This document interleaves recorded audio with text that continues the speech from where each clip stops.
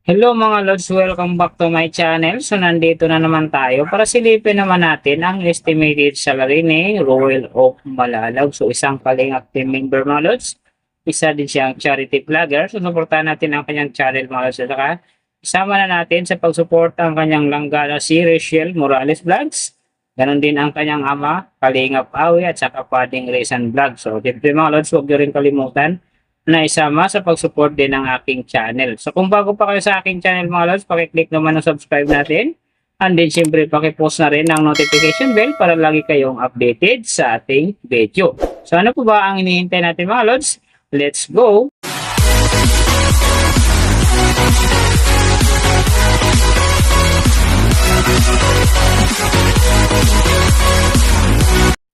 So mga Lods, si Roel of Malalag sa ngayon ay mayroon ng upload videos na 2,067 and then mayroon na rin siyang subscriber na 395,000.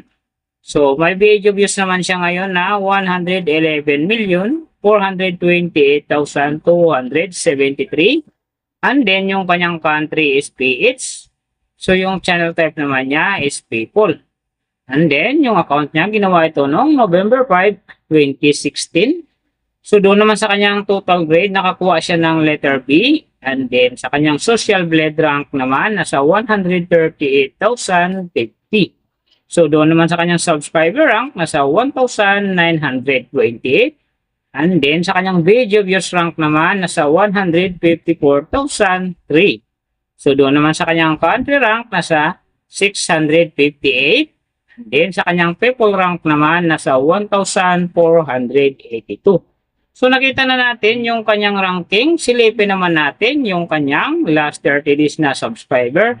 So nakakuha siya dito ng 4K. Ang hindi lang maganda dito mga lods kasi ang kanyang percentage ay bumaba ng 60%. So ibig sabihin bumaba yung pasok ng kanyang subscriber ngayon kung i-compare natin sa nakaraan niyang buwan. So alam na this, mga fans ni Roel of Malalag at saka Rochelle, fanatic dyan, share na natin sa ating mga newsfeed and din sa ating mga friends para gumanda uli ang pasok ng kanyang subscriber. So doon naman sa kanyang views mga lods in the last 30 days, nakakuha siya ng 3.976 views. So hindi rin maganda ang kinalabasan kasi ang kanyang percentage dito ay bumaba din ng 16.9%.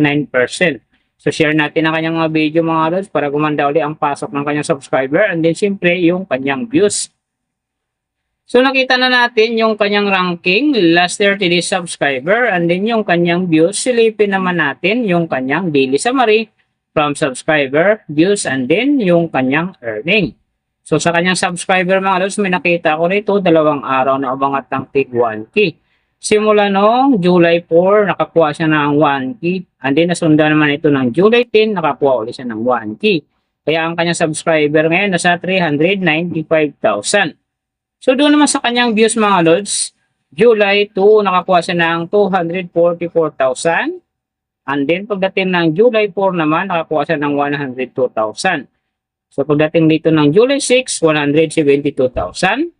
And then yung last na medyo maganda pa talaga sa kanya, yung July 12, nakakuha siya ng 259,000. So yan ang magagandang views na nakuha niya mga lods. Pero sinasabi ko hindi yun ganun kaganda kasi nga ang kanyang percentage dyan ay bumaba ng 16.9%.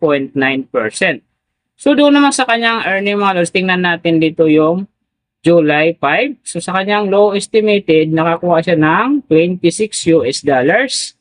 And then sa kanyang high estimated naman, nakakuha siya ng 419 US dollars. So ang mga yan naman mga lods, daily summary lang, mas maganda kung silipin natin yung naka-round off na from daily, weekly, and monthly para malaman na natin kung magkano na ngayon ang estimated salary ni Roel of Malalag dito sa YouTube. So unahin natin yung kanyang daily average. So sa daily subscriber, nakakuha siya ng 134. And then sa kanyang views naman, nakakuha siya ng 132,538. So doon naman sa kanyang daily low estimated ng kanyang earning, nakakuha siya ng 33 US dollars. So times natin sa 58, mayroon siyang 1,914. And then sa kanyang daily high estimated naman ng kanyang earning, nakakuha siya ng 530 US dollars. So times natin sa 58, mayroon siyang 30,740. So yan mga lods ang kanyang daily average. So pupunta naman tayo sa kanyang weekly average. So sa weekly subscriber, nakakuha siya ng 938. And then sa kanyang views naman, nakakuha siya ng 927,766.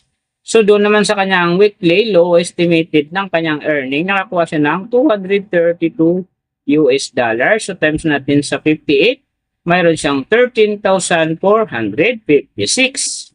And then sa kanyang weekly high estimated naman ng kanyang earning, nakakuha siya ng 3,700 US dollars. So times natin sa 58, mayroon siyang 214,600. So yan naman mga lods ang kanyang weekly average. So pupunta naman tayo sa kanyang monthly average. So sa monthly subscriber, nakakuha siya ng 4K. And then sa kanyang views naman, nakakuha siya ng 3,976,129. So doon naman sa kanyang monthly low estimated ng kanyang earning, nakakuha siya ng 994 US dollars. So times natin sa 58, mayroon siyang 57,652. And then sa kanyang monthly high estimated naman ng kanyang earning, nakakuha siya ng 15,900 US dollars. So times natin sa 58, mayroon siyang 922,200. So yan naman mga lods ang kanyang monthly average. And then, yung nababanggit ko rito or nakikita nyo is pawang estimated lamang yan. Nakabis lang tayo sa Social Blade website. Isang public website na kahit sino pwedeng mag-open para malaman kung magkano na ang estimated salary ng ating mga iniidolong YouTuber, vlogger, or influencer.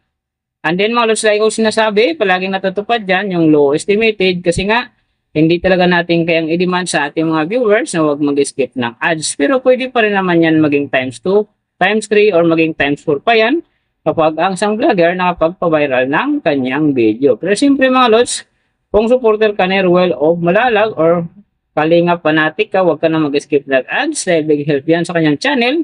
At saka siyempre sa mga kababayan natin na kanya rin tinutulungan. Pero siyempre, huwag nyo rin kalimutan na huwag na rin skip ang aking ads dahil big help niyan sa aking channel at saka siyempre sa aking pangarap. So mga lods, kung nagustuhan nyo ang video na to, pakiclick naman ang subscribe natin and then siyempre pakipost na rin ng notification bell para lagi kayong updated sa ating video.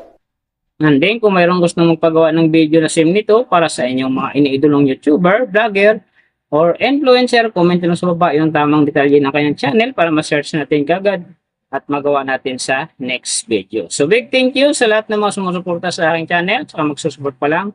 Ingat kayo palagi and God bless at sana gabayan kayo palagi ng Panginoon sa ginagawa niyo araw-araw at syempre magtagumpay din kayo sa inyong mga pangarap. So hanggang dito na lang. See you on my next video.